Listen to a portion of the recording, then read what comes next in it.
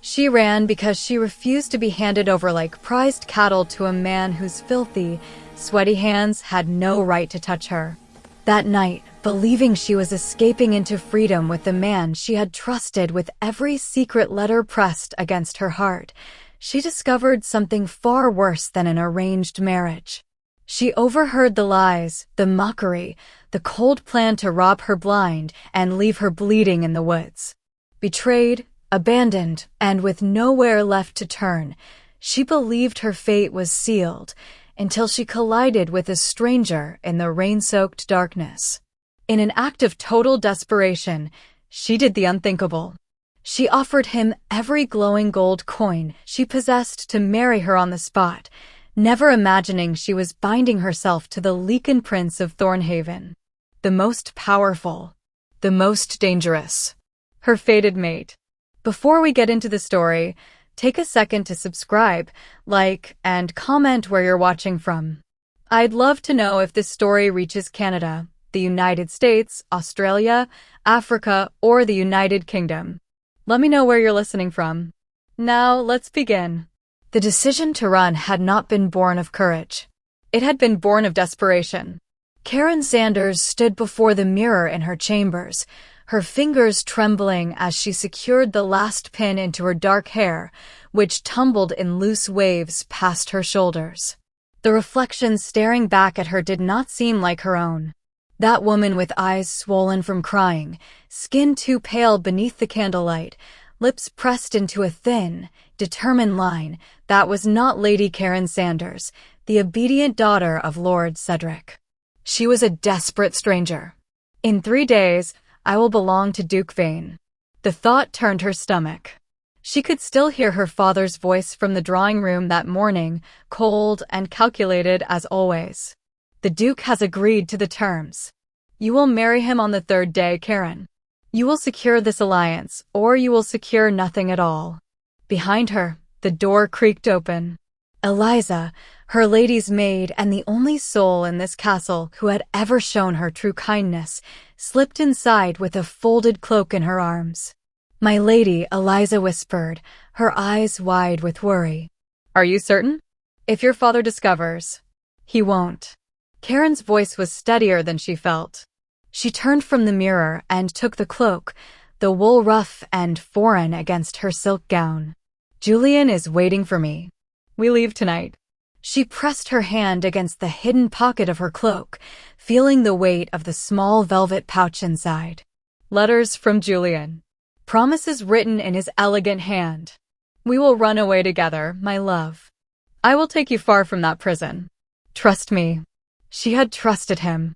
She had given him everything, her heart, her secrets, her hope. In 3 days, I will be free. Or so she had believed. The castle corridors were silent except for the distant echo of guards changing their watch. Karin pressed herself against the cold stone wall outside her chambers, listening, waiting. Eliza had blown out all but one candle, the signal that the hall was clear. She moved quickly, her soft leather boots making no sound against the worn floors. The cloak Eliza had given her smelled of hay and wood smoke, nothing like the perfumed silks she normally wore. Good. She needed to disappear into the night, to become no one. At the end of the east wing, where the tapestries hung thick with dust and moth holes, Karin stopped. Her fingers found the carved rose in the wooden paneling, 3rd from the left, just as she remembered. She pressed down hard, and the panel gave way with a soft click. The passage beyond exhaled cold, stale air. She hadn't been here since she was a child, when she and her older brother Matthias would play hide and seek through the forgotten veins of the castle. Before he died. Before her father became a man made entirely of ambition and ice. Karin slipped inside and pulled the panel shut behind her. Darkness swallowed her whole. She kept one hand on the wall, the stone damp and rough beneath her palm, and moved forward. The passage sloped downward, and she counted her steps the way Matthias had taught her. 50 steps to the first junction. Turn right. 30 steps to the spiral stair. Don't rush, Carrie. If you rush, you'll fall. His voice was so clear in her memory it made her chest ache. The air grew colder as she descended. She could hear water dripping somewhere in the depths, the sound echoing off ancient stone. Cobwebs brushed against her face, and she bit back a gasp, forcing herself forward. This was the only way out. The guards knew every door, every gate. But they didn't know about the tunnels. No one did anymore. At the bottom of the spiral stair, a sliver of moonlight cut through a crack in the wall. Karin pressed her eye to it and saw the outer courtyard below, 2 guards standing near the main gate, their torches burning bright against the night. She turned away and continued deeper. The passage branched here, left toward the kitchens, right toward the old wine cellar that connected to the village tunnel. She went right. The smell of earth and mildew grew stronger. Roots had broken through the ceiling in places, hanging down like gnarled fingers. Something scurried in the darkness ahead, rats, probably, but she didn't stop. She couldn't stop. The tunnel seemed to stretch on forever, narrowing until her shoulders nearly brushed both walls. Her heart hammered against her ribs. What if it had collapsed? What if she was trapped down here, buried alive in the dark while her father signed her away to Duke Vane? Then she saw it. A pinprick of light ahead. Karin broke into a run, her boots splashing through shallow puddles, her breath coming in sharp gasps. The light grew brighter, and then she was there at the iron gate that opened into the forest, just beyond the village edge. She pushed against it, and the gate groaned open on rusted hinges. Rain hit her face. Cold, clean, free. Karin stepped out into the night and let the gate swing shut behind her. Through the trees ahead, she could see the warm glow of the tavern windows.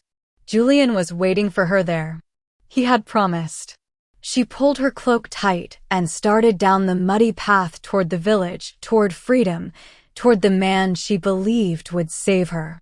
She had no idea she was walking straight into betrayal. The tavern door stood half open, spilling warm amber light and the smell of ale and roasted meat into the rainy night. Karin paused at the threshold, her hand pressed against the rough wood, her heart lifting for the first time in days. Julian was inside. Soon they would be far from here, far from her father's cold calculations and Duke Vane's lecherous gaze. She stepped inside, shaking rain from her cloak. The tavern was crowded, farmers and travelers hunched over their cups, their voices a low rumble beneath the crackle of the hearth fire. She scanned the room, searching for Julian's familiar face, his dark eyes that had looked at her with such tenderness in the garden last spring. Then she saw him. He sat in the far corner, his back to her, his brown hair catching the firelight. Relief flooded through her. She started forward, ready to call his name, when she heard laughter. Julian's laughter. And 2 other voices she didn't recognize. Karin stopped. Something in his tone made her skin prickle. She moved behind one of the thick wooden pillars that held up the low ceiling, pressing herself into the shadows. "And she actually believes you'll marry her?" one of the men said, his voice rough with amusement. "Of course she does." Julian's voice was light, careless. Sweet little Karin, always so trusting. So desperate to escape Daddy's prison. He pitched his voice higher, mocking. "Oh, Julian, take me away from here. I'll give you anything. I love you so much." The men roared with laughter. Karin's blood turned to ice. "How much is she bringing?" the second man asked. "Enough to set us up for a year at least." Julian leaned back in his chair, and Karin could see his profile now, the smug curl of his mouth. Family jewels, gold coins, even a few deeds she stole from her father's study. The foolish girl thinks we're eloping to the southern coast. We'll take it all the moment we're deep enough in the thornwood. A quick knock to the head, leave her for the wolves, and we disappear into gray mark by dawn. "You're certain she won't suspect?" "She's in love." Julian said the word like it was something rotten. "She suspects nothing. She'd follow me straight into hell if I asked her to. It's pathetic, really. All those letters I had to write, all that poetry about her beautiful eyes and her gentle heart." He laughed again, harder this time. "I nearly vomited writing them. The velvet pouch hidden against Karin's chest suddenly felt like a stone. His letters, the ones she had pressed to her heart, read over and over by candlelight until she could recite every word. My dearest Karin, you are my North Star. Without you, I am lost. Lies. Every single word. When's she meeting you? The first man asked. Midnight. Outside, by the old oak. Give her a few tears, a passionate kiss, and she'll hand over everything without question. Stupid girl probably thinks tonight is the most romantic night of her life. Julian raised his cup. To rich noblewomen with soft hearts and empty heads. The men clinked their cups together. Karin couldn't breathe. The tavern tilted around her, the warmth suddenly suffocating. She backed away from the pillar, her boots silent on the straw-covered floor, and stumbled toward the door. The rain hit her like a slap. She stood there in the mud, gasping, her whole body shaking. Not from cold. From rage. From humiliation. From the terrible, crushing realization that she had nothing left. No Julian. No escape. No future but Duke Vane's filthy hands. She was completely, utterly alone. Karin ran blindly through the rain-soaked streets, her boots splashing through puddles, her cloak heavy and dragging. She didn't know where she was going. Away. Anywhere. The village blurred around her through tears and rain, crooked houses with shuttered windows, empty market stalls, shadows that seemed to reach for her with grasping fingers. Julian's voice echoed in her skull. Stupid girl. Empty head. Pathetic. She pressed her hand against her chest, feeling the velvet pouch beneath her cloak. The jewels. The gold coins her mother had left her, the ones that glowed like captured sunlight. Everything she had in the world, and she'd almost handed it to a man who would have left her bleeding in the woods. A sob tore from her throat. She stumbled, her foot catching on the uneven cobblestones, and crashed directly into something solid. Someone. Strong hands caught her arms, steadying her before she could fall. Careful. The voice was deep, commanding. Not unkind. Karin looked up, rain streaming down her face, and found herself staring at a man who seemed carved from shadow and storm. He was tall, powerfully built, with dark hair that fell across his forehead and eyes that gleamed amber even in the darkness. He wore simple traveler's clothes, a dark cloak, leather armor beneath, but something about him radiated authority. Danger. I'm sorry, she gasped, trying to pull away. His grip gentled, but didn't release. You're running from something. It wasn't a question. Everything. The word came out broken. She looked at him, really looked at him, and something wild and desperate clawed its way up her throat. This stranger. This man who held her steady when everything else had crumbled. He was her last chance. Her only chance. I need your help, she said, her voice trembling but fierce. I need you to marry me. Tonight. Right now. The stranger's eyes widened slightly. Then his expression shifted, unreadable. That's not a request one makes lightly. I'm not making it lightly. Karin reached beneath her cloak with shaking hands and pulled out the velvet pouch. She opened it, and even in the rain and darkness, the gold coins inside glowed with an otherworldly light, casting golden shadows across both their faces. I'll give you everything I have. Every coin. Every jewel. Just marry me. Please. I need a legal marriage contract by morning or my father will. She couldn't finish. Her throat closed around the words. Duke Vane. His sweaty palms. His breath that smelled of rot and wine. The stranger looked from the glowing gold to her face. Something flickered in his amber eyes. Recognition? Hunger? She couldn't tell. He was silent for a long moment, rain running down his sharp features, and Karin's heart hammered so hard she thought it might crack her ribs. You don't know who I am, he said quietly. I don't care who you are. She thrust the pouch toward him. I just need to be someone else's wife before dawn. That's all. Take the gold. Marry me. You can leave in the morning if you want. I just need the contract. I need proof that I'm not that I can't. What's your name? Karin. Karin Sanders. The stranger's jaw tightened. His hand came up, and for a moment she thought he would push her away. Instead, his fingers brushed her cheek, impossibly warm against her rain-cold skin. His eyes held hers with an intensity that made her breath catch. You're offering me your life for a piece of paper, he said softly. Do you understand that? I'm offering you gold for a signature. Her voice hardened. Do we have a deal or not? The stranger smiled then. Slow. Dangerous. Beautiful. We have a deal, Karin Sanders. But not the one you think. The stranger led her through the rain to the edge of the village where the forest began. Karin followed, clutching her now empty velvet pouch. He'd taken the gold with a single nod, as if a fortune meant nothing to him. They walked in silence past the last houses, past the old stone well, until they stood in a clearing where moonlight broke through the storm clouds in silver shafts. Here, he said, turning to face her. Water dripped from his dark hair, and his amber eyes seemed to glow brighter in the moonlight. This is where we'll seal it. Karin looked around. No priest. No witnesses. No church. I don't understand. Where's the officiant? We need someone to perform the ceremony, to sign the documents. There is no ceremony. Not the kind you're thinking of. Her stomach dropped. You lied to me.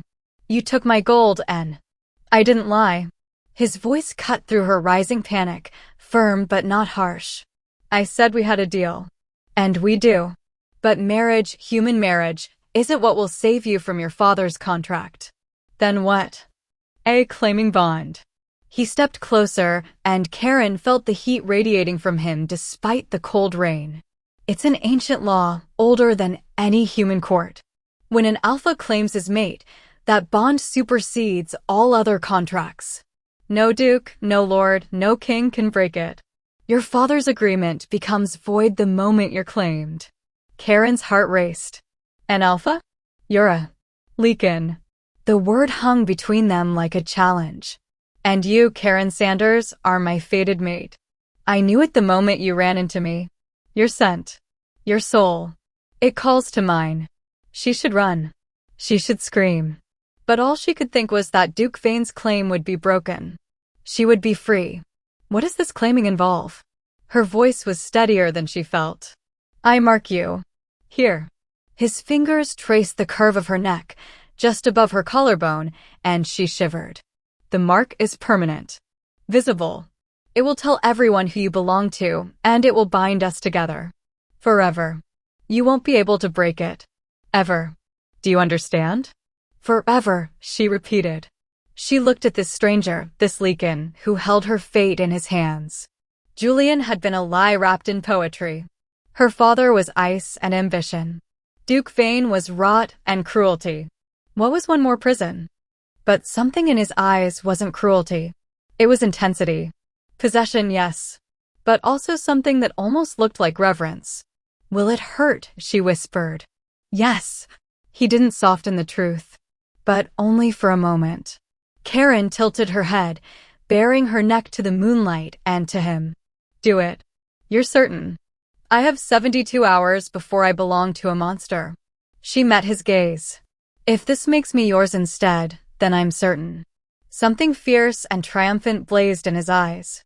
He stepped closer, so close she could feel his breath on her skin. His hand slid into her damp hair, cradling the back of her head with unexpected gentleness. My name is Craig Rius. Remember it. Then his mouth was on her neck, warm and demanding, and she felt his teeth, sharp, impossibly sharp, pierce her skin. Pain exploded through her. White-hot and searing. She gasped, her fingers digging into his shoulders, but he held her steady, his arm like iron around her waist. The pain shifted, transformed into something else. Heat. Connection. A golden thread wrapping around her heart and pulling tight. She could feel him. Not just his body against hers, but something deeper. His heartbeat thundering in time with her own. His strength flooding through her veins. his soul brushing against hers like a question and an answer all at once. When he pulled back, his lips were stained with her blood. The mark on her neck burned and throbbed. "It's done," Craig Rius said, his voice rough. "You're mine now. My mate. My queen." Karin slipped back through the iron gate just before dawn, her legs trembling with exhaustion. The claiming bond pulsed at her neck like a second heartbeat, warm and insistent. Craig had walked her to the forest's edge, his hand steady at her back, and then disappeared into the shadows with a promise that made her blood sing and her mind reel. "I'll come for you when the time is right." She didn't know what that meant. She only knew that Duke Vane's claim was broken, and that terrified her almost as much as it relieved her. The secret tunnels felt different now, less suffocating. Or perhaps she was different. The darkness didn't claw at her the way it had before. She moved through the passages with new certainty, counting steps, turning at the proper junctions, until she emerged behind the wooden panel in the east wing. The castle was stirring. She could hear servants moving through the lower floors, their footsteps and voices carrying through the stone corridors. Karin pulled her cloak tight around her neck and hurried to her chambers. Eliza was waiting inside, her face pale with worry. "My lady, thank the gods." "I thought, when you didn't return by midnight, I feared." She stopped, her eyes widening as she took in Karin's appearance. Mud-splattered cloak, drenched hair, and something else. Something Eliza saw before Karin could hide it. "Your neck," Eliza whispered, rushing forward. "What happened? Who did this to you?" Karin's hand flew to the mark. It was still hot to the touch, raised and tender. "I need you to help me hide it. Please, Eliza. No one can see." "Hide it? My lady, you're bleeding, you need a physician." "No physician." Karin gripped Eliza's hands, her voice urgent. "No one can know. Do you understand? My father cannot know. Not yet." Eliza stared at her for a long moment, then nodded slowly. "Sit. Let me see what we're dealing with." Karin sank onto the cushioned bench while Eliza carefully pulled aside her hair. The maid drew in a sharp breath. "This is no ordinary wound. This is my lady, this looks like." "Don't say it." Karin's voice was raw. "Just tell me if you can cover it." Eliza's hands were gentle as she cleaned the mark with cool water, her touch barely grazing the inflamed skin. "It's too prominent for cosmetics alone. But a high collar." She moved to the wardrobe, her mind already working. "Yes, I know exactly the dress." She pulled out a gown of deep emerald velvet with a collar that rose nearly to Karin's jaw, embroidered with golden thread that caught the morning light. It was formal, meant for diplomatic dinners. "Perfect. Put this on," Eliza said. "The collar will hide the worst of it. And I'll arrange your hair to fall forward, just there." Karin changed quickly, her fingers clumsy with the laces. The velvet was soft and heavy, and when Eliza fastened the collar, it pressed against the mark in a way that was both painful and oddly comforting. A reminder. A secret. Eliza worked her hair into an artful arrangement, loose waves that cascaded over one shoulder, strategically covering the right side of her neck. When she finished, she stepped back to examine her work. "There. Unless someone is looking for it, they won't see." Karin studied herself in the mirror. She looked composed. Elegant. Like Lady Karin Sanders, obedient daughter.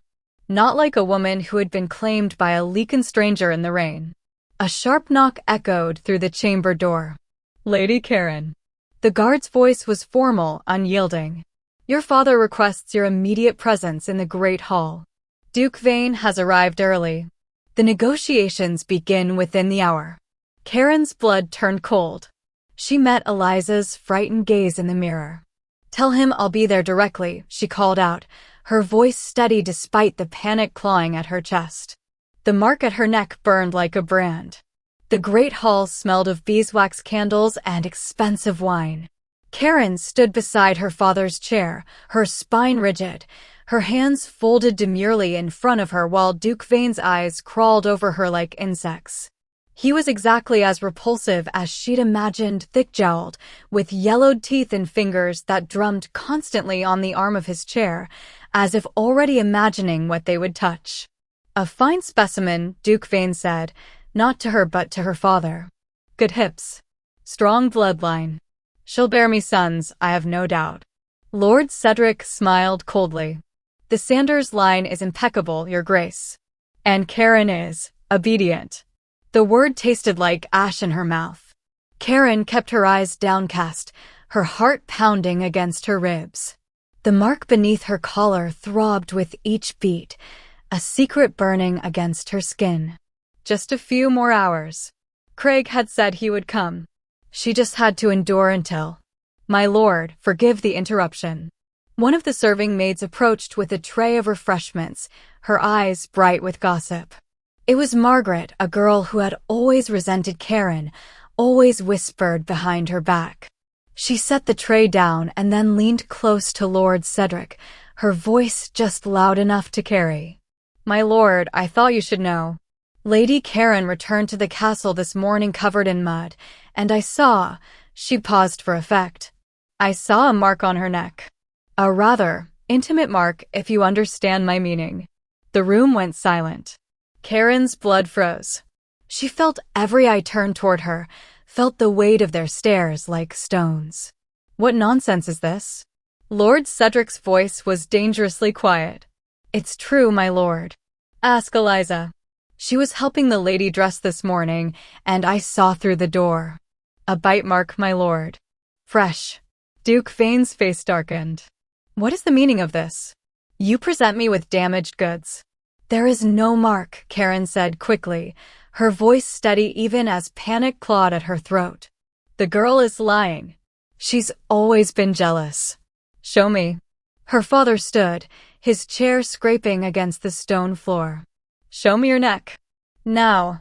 "Father, Now." His roar echoed through the hall. Karin flinched but didn't move. She couldn't. If she showed them, everything would unravel. But if she refused... Lord Cedric strode toward her, his face twisted with rage. Before she could react, his hand shot out and yanked down the collar of her velvet gown. The fabric tore slightly, and there it was exposed for everyone to see. The claiming mark.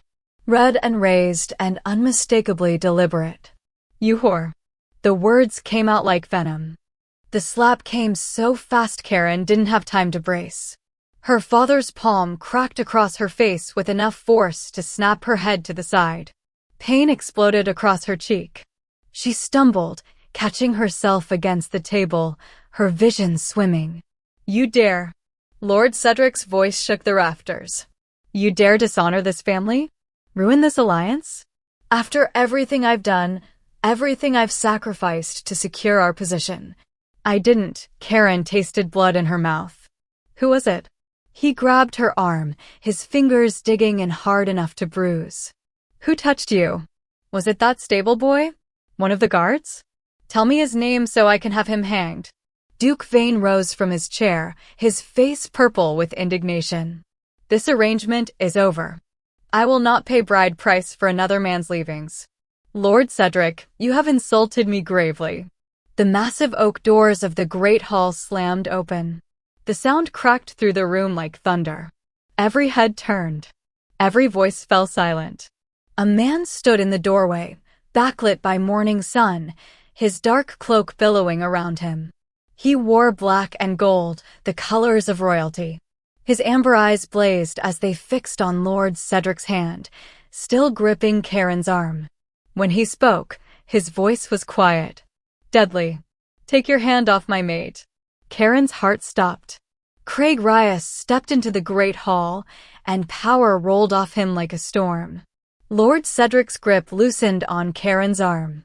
She stumbled back, her hand pressed to her burning cheek, her eyes locked on the man striding through the great hall as if he owned it.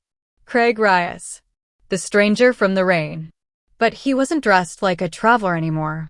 The black velvet of his coat was embroidered with golden wolves that seemed to move in the candlelight. A cloak of midnight silk fell from his shoulders, held by a clasp bearing the royal crest of Thornhaven, a crowned wolf beneath a full moon. His boots echoed against the stone floor with each measured step, and the guards who had moved to block him fell back instinctively, their hands trembling on their sword hilts. "Who are you to enter my hall uninvited?" Lord Cedric's voice held more bluster than confidence now. Craig stopped in the center of the room, his amber eyes moving from Lord Cedric to Duke Vane, then finally to Karin. When their gazes met, something warm and fierce passed between them. The bond thrummed at her neck, alive and singing. "I am Craig Rius," he said, his voice carrying effortlessly through the vast hall. "Crown Prince of Thornhaven, Alpha of the Northern clans.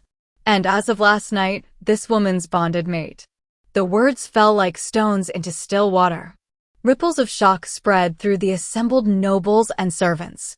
Duke Vane's mouth fell open. Lord Cedric went white. "That's impossible," her father said, but his voice wavered. "Karin was here last night. She couldn't have. She wasn't." Craig's words were precise, cutting. "She came to me in the village. Desperate.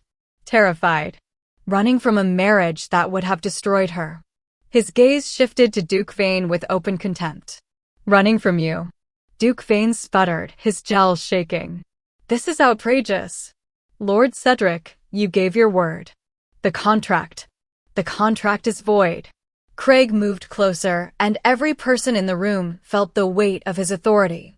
"Under the ancient accords signed by your own king 2 centuries ago, a claiming bond supersedes all human marriage contracts. Karin Sanders bears my mark.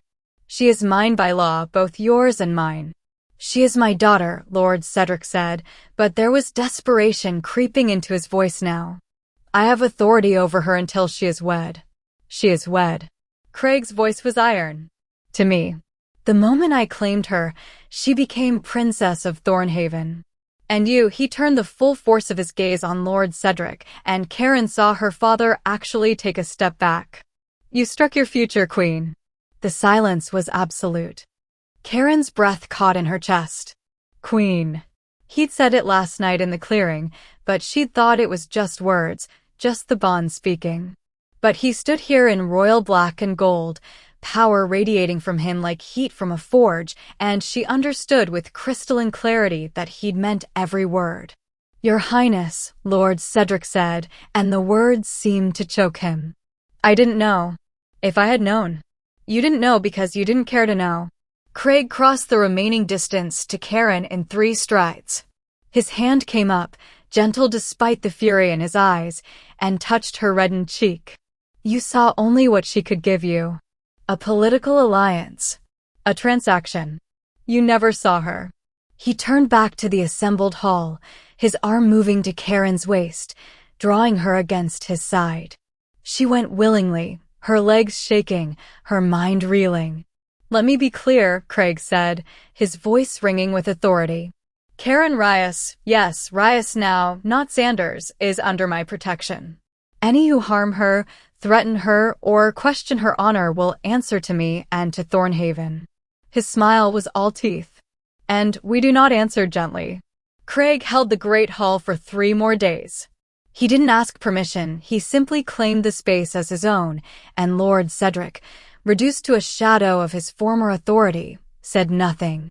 Servants scrambled to accommodate the Lycan Prince and the contingent of guards who arrived from Thornhaven by nightfall, their armor bearing the crowned wolf insignia that now seemed to be everywhere Karin looked. On the 3rd day, Craig convened a formal court. Karin sat beside him on a hastily constructed dais, dressed in deep sapphire velvet that Eliza had somehow procured overnight. The claiming mark was visible now, she wore it openly, a silver wolf pendant drawing the eye directly to it. No more hiding. No more shame. The hall filled with nobles, merchants, and curious villagers. Word had spread fast. The Prince of Thornhaven was dispensing justice, and no one wanted to miss it. "Bring in the accused," Craig said, his voice carrying absolute authority. The side doors opened, and 2 guards dragged Julian into the hall. He looked smaller than Karin remembered, his fine clothes rumpled, his face pale and slick with sweat. When his eyes found her sitting beside the prince, they widened with recognition and terror. "Julian Marwick," Craig said, reading from a document one of his advisors had prepared. "You stand accused of conspiracy to commit robbery, attempted murder, and fraud against Lady Karin Sanders, now Princess Craig Rius of Thornhaven." Julian's legs buckled. The guards held him upright. "Your Highness, I can explain. You will speak only when asked a direct question." Craig's tone could have frozen fire. He looked to Karin. "Princess, please tell the court what you witnessed 3 nights ago at the village tavern." Karin's hands trembled in her lap, but her voice came out clear and strong. She told them everything. Hiding behind the pillar. Julian's laughter. His cruel mimicry of her voice. The plan to rob her and leave her for dead in the thornwood. Every word he'd said about her being pathetic, desperate, stupid. By the time she finished, the hall was silent except for Julian's ragged breathing. "Do you deny these accusations?" Craig asked. Julian opened his mouth. Closed it. His eyes darted around the room, searching for an escape that didn't exist. She misunderstood. "I was joking with friends. I never would have actually. Your accomplices have already confessed." Craig's words were precise, cutting. "They were arrested yesterday in Greymark attempting to sell stolen goods. They've given detailed testimony. About you. About your plan. About the 16 other noblewomen you've defrauded over the past 4 years." The hall erupted in whispers. Karin felt something cold slide down her spine. 16 others. She hadn't been special. She'd just been the latest mark. "You preyed on desperate women," Craig continued, rising from his seat. He descended the dais steps slowly, each footfall deliberate. "You promised them love, freedom, safety. And then you took everything and left them with nothing." He stopped directly in front of Julian. "In Thornhaven, we have a name for men like you." Julian was shaking now, his face the color of old parchment. "Carrion," Craig said softly. "Creatures who feed on the vulnerable. And carrion is not tolerated in civilized lands." "Please," Julian whispered. "Your Highness, mercy. You showed no mercy to any of your victims. Why should I show you any?" Craig turned back to the court. "Julian Marwick, I sentence you to permanent banishment from Thornhaven and all its allied territories. You will be branded as a fraud and a predator. If you are found within our borders after sunset tomorrow, the sentence is death. Your lands are forfeit. Your titles are stripped. You are nothing." He gestured to the guards. "Remove him."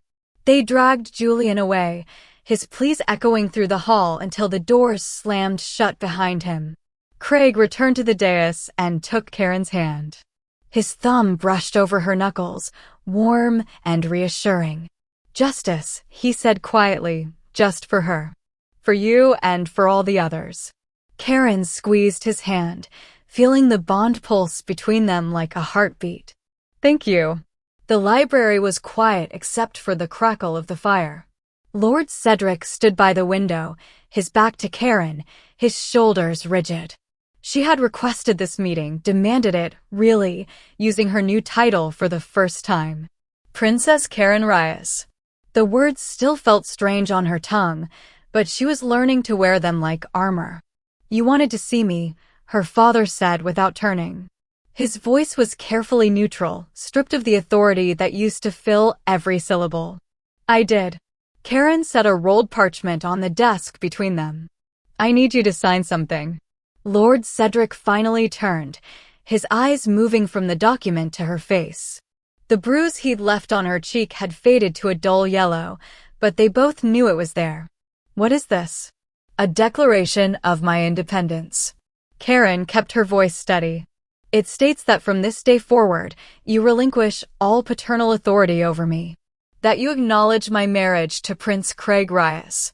That you will make no claim on my future, my choices, or my children. You don't need my signature for that. You're a princess now. You outrank me." "I know." Karin met his gaze without flinching. "But I need this anyway. Not for the law. For me." Lord Cedric stared at her for a long moment. Something flickered across his face, regret, perhaps, or just exhaustion. He looked older than she remembered, his hair grayer, the lines around his mouth deeper. "I was trying to protect you," he said quietly. "The marriage to Duke Vane, it would have secured our family's position for generations. Safety, wealth, power. It would have destroyed me." Karin's words were soft but unyielding. "And you knew that. You just didn't care." "I cared." For the first time, emotion cracked through his careful composure. "I cared about your future, your security. The world is cruel to women without protection, Karin. I was giving you a prison." She stepped closer to the desk. "You were giving me a prison with gilded bars." Duke Vane's breath smelled like rot father. His hands were always damp. He looked at me like I was livestock. "And you called that protection?" Lord Cedric flinched. "I don't hate you," Karin continued, and she was surprised to find it was true. "I understand what you were trying to do, in your own cold, calculated way. But understanding doesn't mean forgiving. And it doesn't mean I'll ever let you make choices for me again." She pushed the parchment across the desk. "Sign it, please." Her father looked down at the document. His hand hovered over it, trembling slightly. "And if I don't? Then I leave without your blessing and we never speak again." Karin's voice didn't waver. "But I'd rather not. Despite everything, you're still my father. I'd like to think there's something left between us worth saving." Lord Cedric picked up the quill. For a moment she thought he might refuse, might let his pride destroy even this last fragile connection. Then he dipped the quill in ink and signed his name in sharp, angry strokes across the bottom of the parchment. "There." He set the quill down. "You have your independence. I hope it makes you happy." "It will." Karin took the document and rolled it carefully.